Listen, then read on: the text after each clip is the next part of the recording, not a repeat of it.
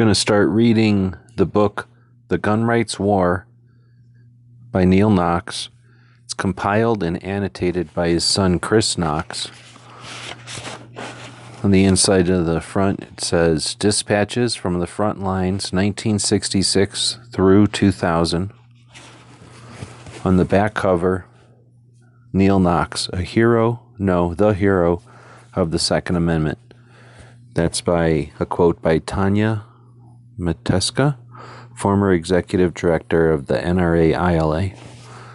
Goes on to say, for 40 years, Neil Knox reported on every significant event in the gun rights war. He himself became the story more than once, as he published news that the powerful people wanted left untold. Assembled here at last, in one volume, is The View from the Inside, on politics, why Democrats are a danger to the Second Amendment, and so are the Republicans, on the NRA, how Neil Knox became the architect of the modern NRA, and why the NRA leadership now pretends he never existed, on the real gun lobby, who the real gun lobby is, and how to be part of it. Often controversial, always principled, Neil Knox was the man Gun Week called the conscience of the gun rights movement. Here at last in one volume is the core of the writing that made his reputation and helped save the Second Amendment. This is a $25 book, $24.95. Well worth it. It is, the front cover is the Constitution with the Liberty Bell in front of it. And the Constitution, of course, is like a yellow light color. Liberty Bell is kind of a darker, which gives it some contrast, and then provides more contrast for the name Neil Knox at the top in orange, real easy to read. And then the letters are white, and it reads The Gun Rights War. All right, we're opening it up. This one is from 2009, and the table of contents spans 6 pages, 4 pages, 5 pages, 6 pages, I guess. There's a blank page. The book itself is 384 pages. It's 6 inches by 9 inches and very thick. It's a 384-page book. Let's dig through the table of contents. There's going to be an acknowledgement, dedication, and introduction. A foreword by Tanya K. Mateska. The prologue, The Belgian Corporal. Part 1, Credentials, Chucker Partridge. What Luck, the editor wins a championship. Remembering Elmer Keith. Goodbye Gun Shows. That sounds interesting. He Got Me Started, Lloyd Smith. Part 2 is Principles. I'm not supposed to editize this. It says Goodbye Gun Shows, and that's all it says. Principles. 3 decades later, gun laws still don't work. The Dodd Bill, both fact and fantasy. Oh, I see. The Dodd Bill, both fact and fantasy first. Dodd Bill, both fact and fantasy second. The Hunkered Down Jeremid, Unchanging Truths of Gun Control. The Second Amendment, avoided, never voided by courts. The Draft Towards Prohibition. What's wrong with the waiting period? Plenty. The Tiananmen Lesson. Gun bans violate the Second Amendment. Bill Ruger's magazine ban. A Second Amendment essay for the National Public Radio.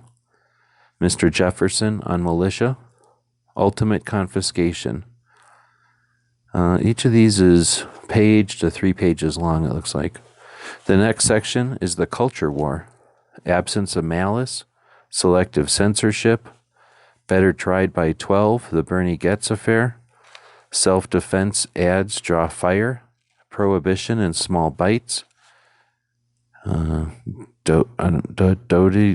Deodand law, arming air crews, Squeaky gets parole, the insatiable thirst to ban guns, defending assault rifles to our friends, defending assault rifles to the general public, Kennedy's bodyguard, Unintended Consequences of a Bullet Ban Campaign, On Civilization and Hurricane Hugo,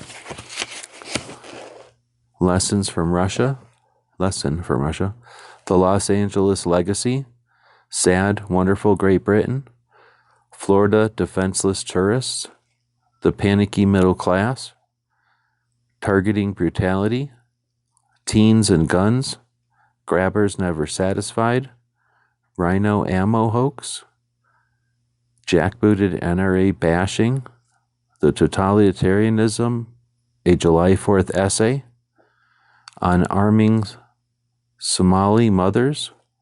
The next section, Part 4, is Politics.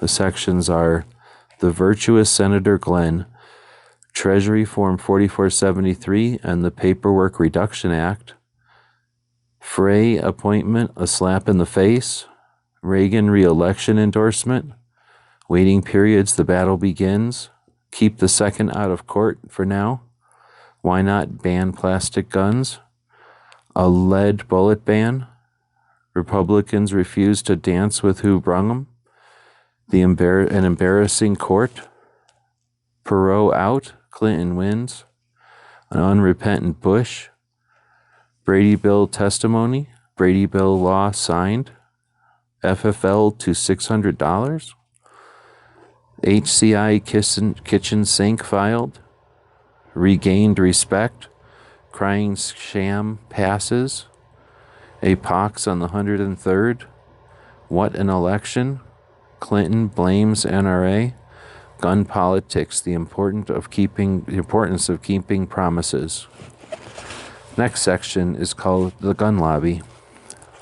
Sections are How to Read a Congressional Vote, Dealer Informants, Talk to the Candidates, Machine Gun Freeze Must Be Overturned, Gun Show Power, The Maryland Defeat, Confiscations Begin, Californians Defying Law, Victory in New Jersey, Sarah Details What's Next, Dams About to Burst, Roberti Survives, Revenge, A Tasty Dish, Roberti's Revenge, Gun Grabber Greediness, The Danger of Being Reasonable, Lobbying Effectively.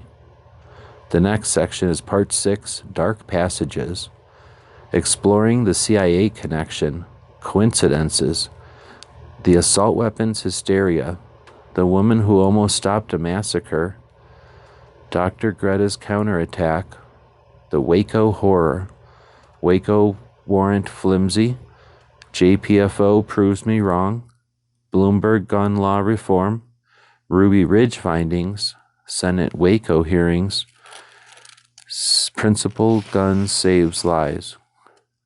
The next section is Section 7, An Uncertain Trumpet, Neil Knox and the NRA, First NRA Board Candidacy, NRA Restored to Proper Course, Why Neil Knox Was Fired at ILA, The Board Expulsion, Treasury Amendments Testimony, Davidson on McClure's Bill, Division on McClure's Bill, NRA Supports Bullet Ban, Welcome to the New NRA, NRA Misleads Members on Armor-Piercing Bullet Issue, Armor-Piercing Bullet Ban Passes Congress, A Question of Fairness, NRA's Attack on the 357 Magnum, Harlan Carter Passes, Hardliners Sweep NRA Elections, All-Out Offense, Trouble at NRA, NRA Argument Breaks into Public View, Nasty NRA Fight, Heston LaPierre Win, Moses Goes Astray,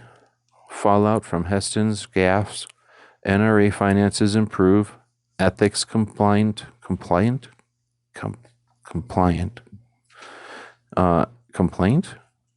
The Mutiny at NRA, Last Cincinnati Reform at Stake, Wagging the Dog at NRA. Then it says Last Word by Jay Knox. All right, the acknowledgments. Thanks, first of all, to Kelly, my wife, for putting up with me all this time, especially during the home stretch of this project. Thanks also to each of the following. To Alan Corwin for his advice, especially for his nagging. to Derek Bernard for his feedback, to Dave Hardy for the stories. Thanks also to Guns editor John Taffin, as well as Mark Harris at Wolf Publishing, and Red Bell and Guns and Ammo for blanket reprint permissions, and to Bob Honeycutt and Shotgun News for running the Knox Report column for these many years. Special thanks to the late Joe Desai, founder of J&G Sales. In the early 1980s, Joe felt that Neil Knox's message about internal NRA fights and about the legislative issues in general were so important that the firearms community needed to see them. Joe bought ad space in Shotgun News, which he turned over to Dad for a column. The feature proved so popular that Shotgun News started running the column as one of their first steps into being more than just an advertising paper. My brother Jeff and I still share the writing duty for that column today, some 20 years later. Dedication to Mom. Dad would have insisted. Next, we'll read the introduction. Neil Knox loved to spin a yarn, but he rarely committed his yarns to print. Trained as a daily newspaper reporter, writing for him, a present tense activity, reminiscences were an entertainment, something for after dinner. He always figured the time for looking back and writing it down was at the end of one's life. In the fall of 2003, he returned from South Dakota bird hunting trip with an upset stomach, little suspecting that he was facing the end of his life. Even in that final year, long ingrained habit kept his focus on the current events of the day, not at what had gone before. Only at the very end did it sink in he might not beat the thing. If you are a longtime fan and you are among many, welcome back and thank you for your years of support, sometimes through difficult times. To you who have only heard of Neil Knox as a controversial figure within the gun rights movement, welcome also. I hope you will read these pages ever mindful of the times when they were written. And to you who are among those who disagreed with him, especially welcome. I appreciate your taking the time to look back on what he had to say. In many ways, the early 21st century is a good time for gun owners. Licensed concealed carry is the rule for most of the population. Gun control is a losing political issue for most politicians. Yet only a couple of decades have passed since, in the wake of the schoolyard massacres, a media frenzy over assault weapons, Congress seriously considered European-style licensing of all gun owners and bans on many or most semi-automatic firearms. Since the 80s, the political pendulum has swung in the gun owner's favor, but never forget that it is the nature of a pendulum to swing, and trend moves the other way. It is well to have a history to look back on.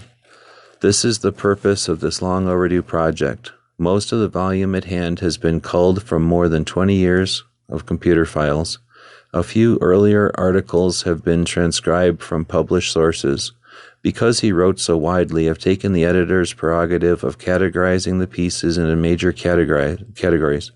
Within each category, the pieces are arranged roughly in chronological order.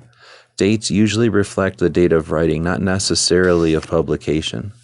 Dad's writing schedule was heavy, and it was his habit to feed items from a frequent venue, such as his email updates, to less frequent columns, such as the Shotgun News.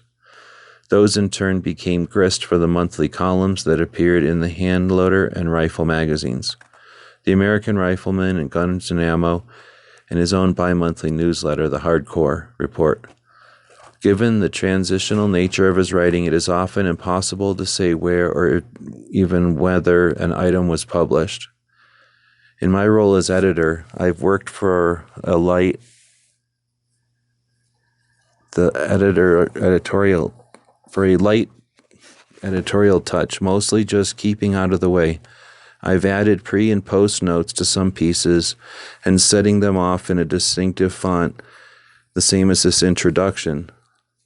Neil Knox was a good writer, but a great editor, which made this task easier, and which makes me wonder why we didn't set about it sooner. He always figured the gift of long life was his birthright.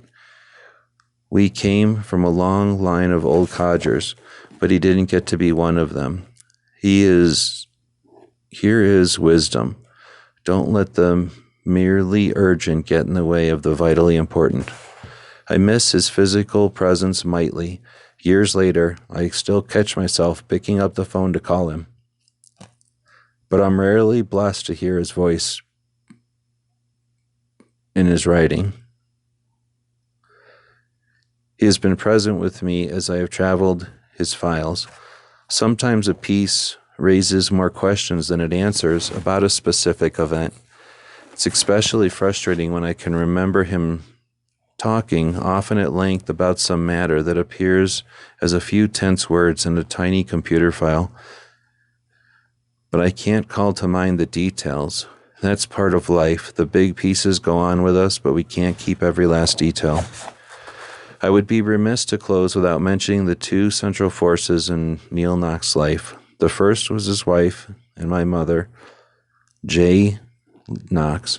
Dad often remarked the providence that led him to the only girl on the Abilene Christian College campus who kept a rifle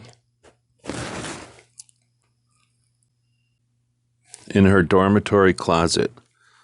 What he rarely mentions is that they both came from divorced families, an unusual circumstance in 1950s Texas, and especially so at prim Abilene Christian. They understood each other like no one else from the start. The match was made in heaven. The other driving force in his life, and something Neil Knox took very seriously,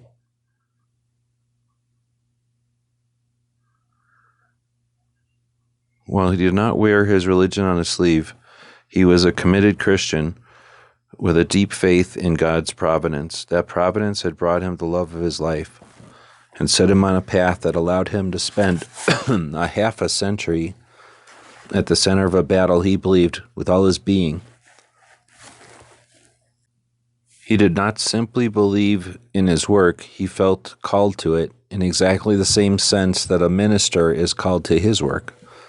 He was convinced and could back up the assertion with Scripture that he was doing the Lord's work in defending the right to keep and bear arms. He remained true to his faith throughout his life, and it sustained him through to the end. No hopeless rage against the dying of the light for Neil Knox. He had no patience for such foolishness. He was satisfied with his portion and delighted in what had been entrusted to him. He said as he neared the end, "It's been a great run." By any meaningful measure, Neil Knox's life was a successful one.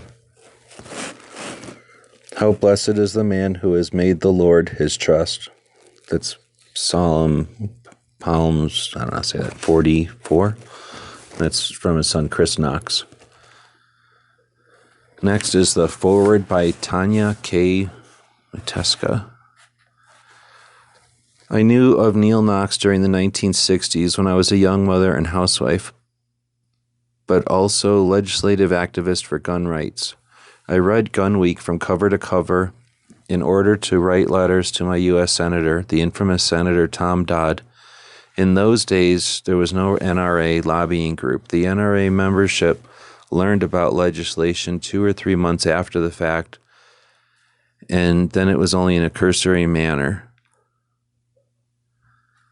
The only source of real information was Gun Week, and it was timely and well written. Much later, I learned that the force behind it was a young Texan whose fervor in the defense of the Second Amendment was equal or possibly greater than mine. I would take another decade to pass before our paths crossed again. In 1976, the first executive director of the NRA Institute for Legislative Action, ILA, Harlan Carter, hired me to manage the NRA ILA referendum campaign in Massachusetts. The referendum, known as Question 5, was to ban the private possession of handguns for every Massachusetts, including off-duty officers. Knox later told me that I was expected to make the effort, but no one believed that I could win. Since no one told me I couldn't win, I never thought I wouldn't.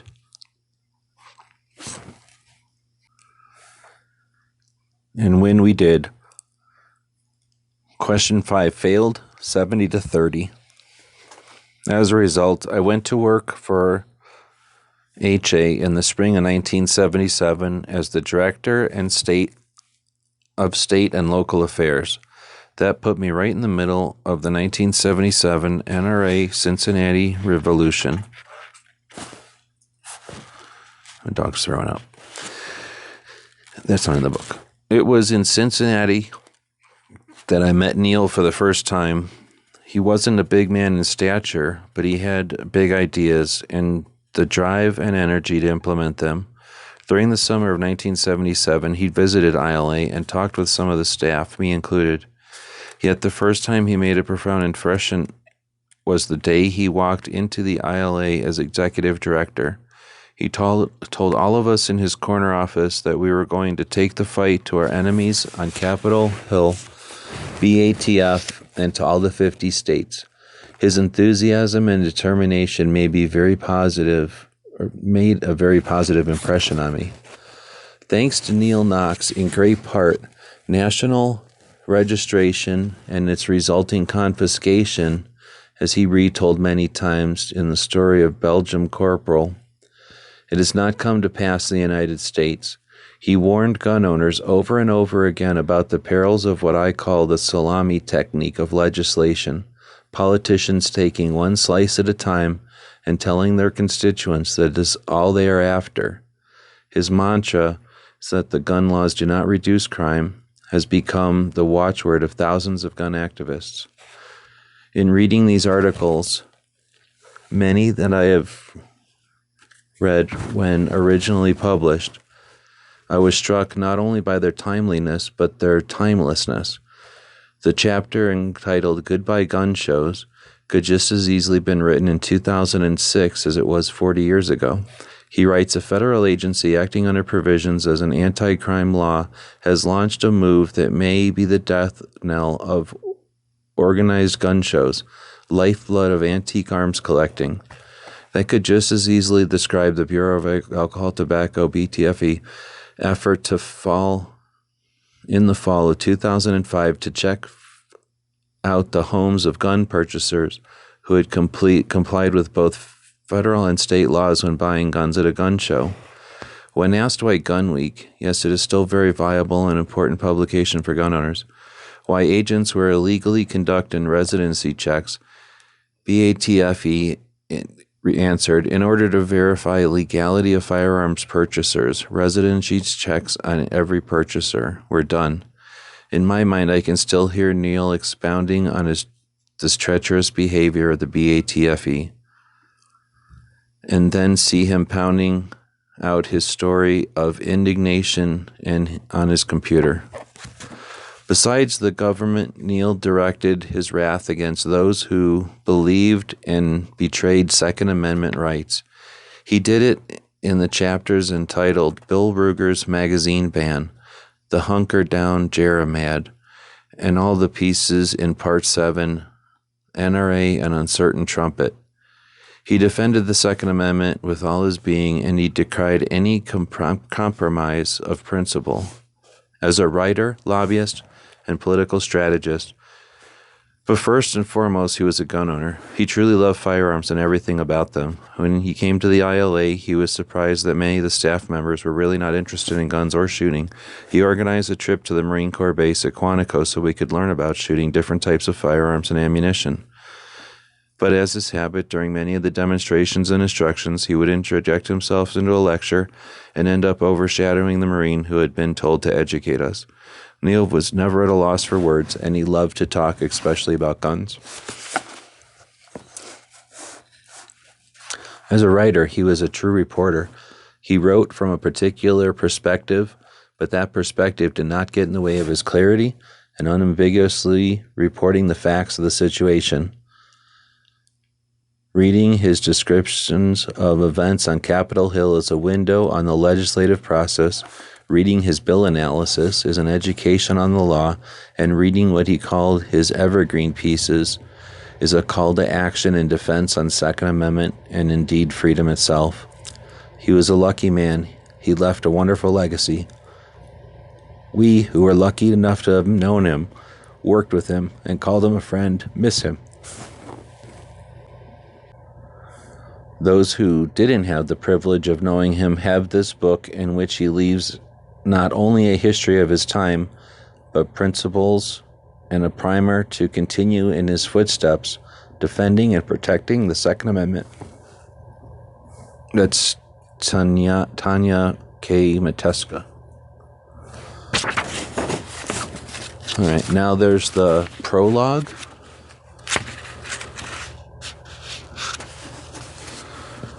So this is called the Prologue, the Belgian Corporal. In the summer of 1955, I was a young Texas National Guard sergeant on active duty at Fort Sill, Oklahoma.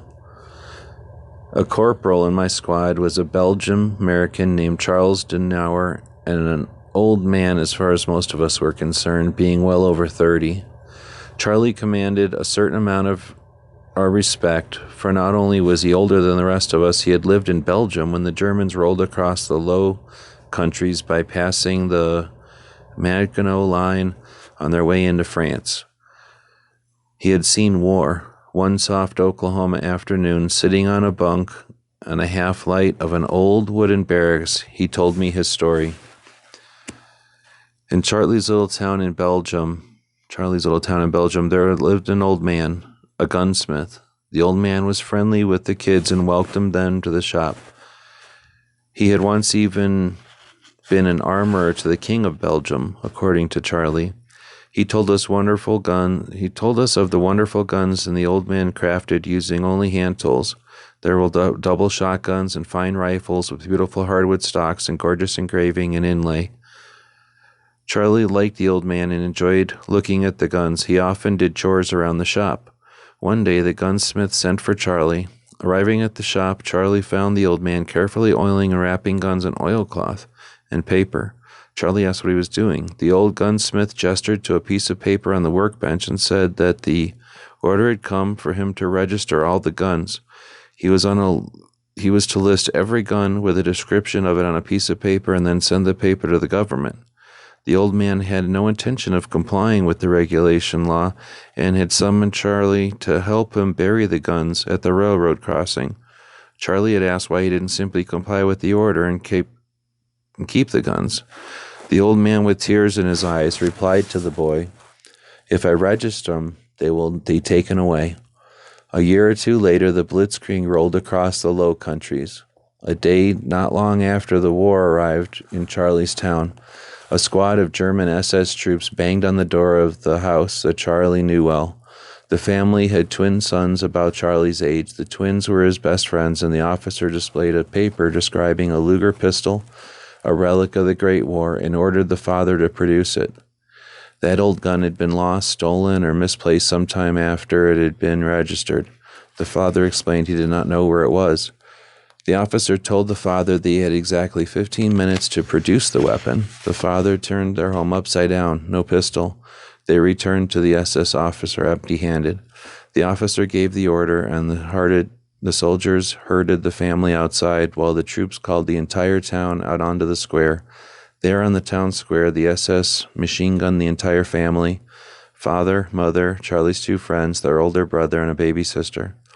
I will never forget the moment. We were sitting on the bunk on a Saturday afternoon, and Charlie was crying, huge tears rolling down his cheeks, making silver dollar splotches on the dusty barracks floor.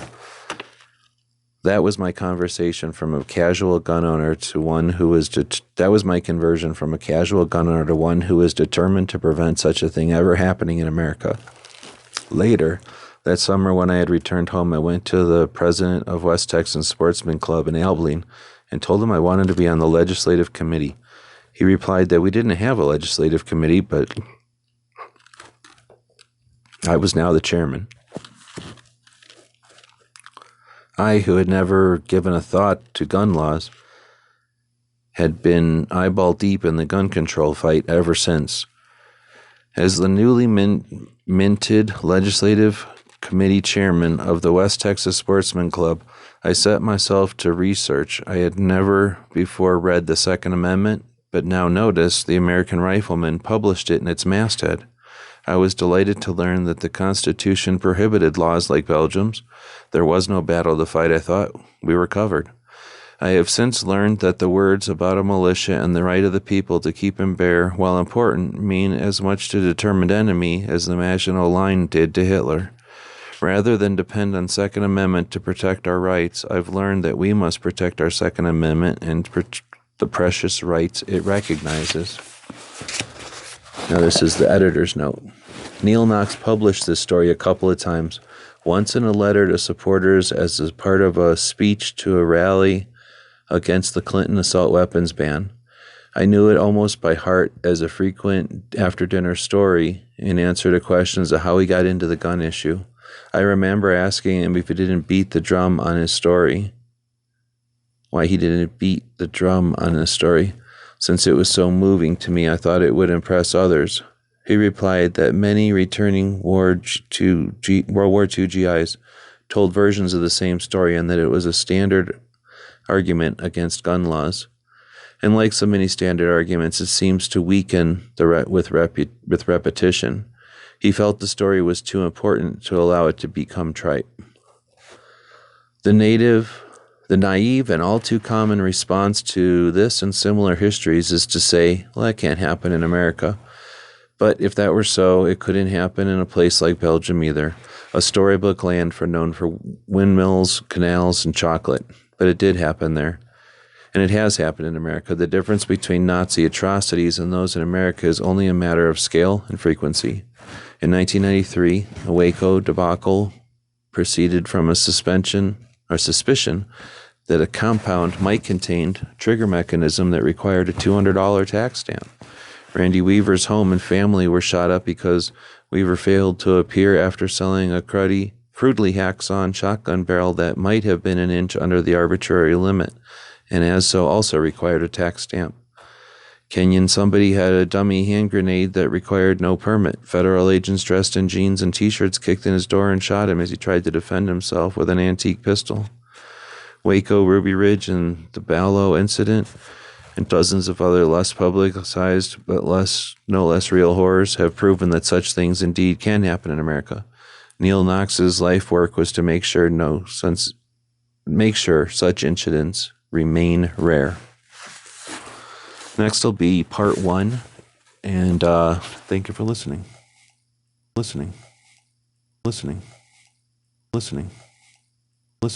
The guys and gals of GunWebsites.com encourage you to take a CCW class every year, practice at least once a month, and carry every day. Thanks for watching GunWebsites.com.